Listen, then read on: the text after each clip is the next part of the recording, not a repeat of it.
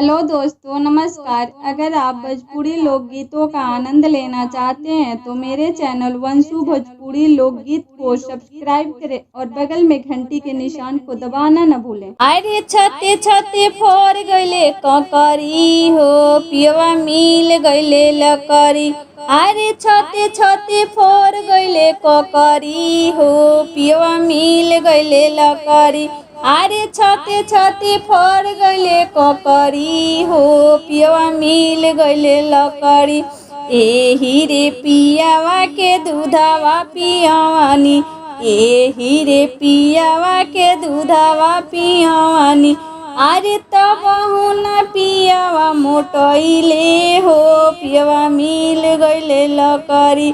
अरे तब न पियावा मोटइले हो पियावा मिल गईले लकरी। अरे छते छते फोर गईले ककड़ी हो पियवा मिल गईले लकड़ी।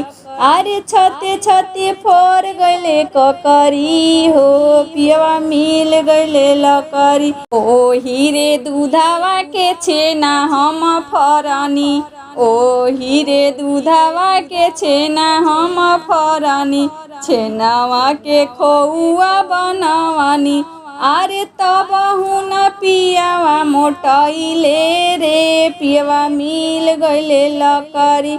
अरे तब न पियावा मोटइले रे पियवा मिल गईले लकरी। अरे छते छते फोर गईले ककरी हो पियवा मिल गईले लकरी।